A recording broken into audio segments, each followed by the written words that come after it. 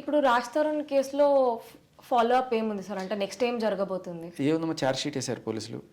So జనరల్గా charge sheet అయిన తర్వాత ఒకవేళ ఏమైనా ఉంటే రిమైండ్ చేసే అవకాశం ఉంటుంది పోలీసులకి.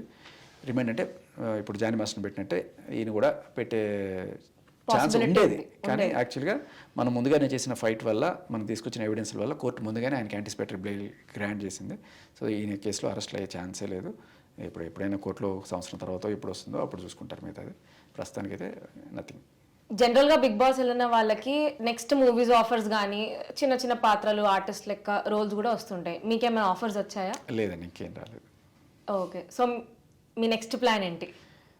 నెక్స్ట్ ప్లాన్ ఇదే, ఏదైతే మగాళ్ళకి జరుగుతున్న అన్యాయం ఏదైతే ఉందో వీటి పైన గొంతెత్తి ఢిల్లీ దాకా మన గళ వినపడేట్టు ప్రయత్నించడమే. అదే. సో అబ్బాయిల కోసం పోరాడతా అంటున్నారు మీరు. Do you have anything to say to all the boys or men out there?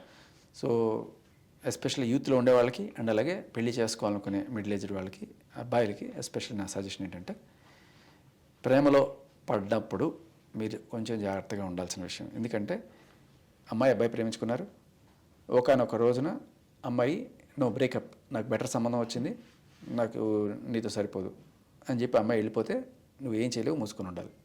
Okay, అమ్మాయి మీద కేసు పెట్టడానికి లేదు, ఏమీ చేయడానికి లేదు. అదే సంగతి నువ్వు చేసావనుకో, నీకేదో కష్టం వచ్చిందో లేకపోతే తప్పనిసరి పరిస్థితిలో నేను విడిపోవాలనుకుంటున్నాను, లేదంటే ఈ అమ్మాయిలు నీ మీద కేసు పెడితే BNS 69 ప్రకారం నీకు 5 to 10 years వరకు ఇంప్రిజన్మెంట్ అయ్యే అవకాశం ఉంటుంది. సో ఎంత దారుణమైన ఇంజస్టిస్ అనేది మీరు గమనించుకోండి. సో ప్రేమలో పడే ముందే లిటరల్లీ ఇది ఆలోచించి మీరు నిర్ణయం తీసుకోండి. లేకపోతే క్లియర్ కట్గా ఒకవేళ కనుక ముందుగానే ప్రేమలో అంటే జనరల్గా ఇలాంటి చేయరు, బట్ ఇప్పుడున్న సిచ్యువేషన్స్లో కీడించి మేలించాలి కాబట్టి ముందుగానే ఒక అగ్రిమెంట్ ఏదైనా రాసుకోండి. విడిపోతే ఏం సంబంధం లేదన్నట్టుగానే, లేకపోతే మీ మీద కేసులు పెట్టే అవకాశం ఉంది. మీరైతే ఏమి చేయలేరు. ఇక పెళ్లి చేసుకుందాం అనుకునే వాళ్ళకి పెళ్ళైన 10 ఏళ్ళైనా 15 ఏళ్ళైనా సరే మీ ఆవిడ మీ మీద ఎప్పుడైనా సరే వెళ్ళి నా మొగుడు నన్ను సంసారం చేయడం ఇష్టం లేకపోయినా కూడా బలవంతంగా సంసారం చేయడానికి రమ్మని పిలుస్తున్నాడు.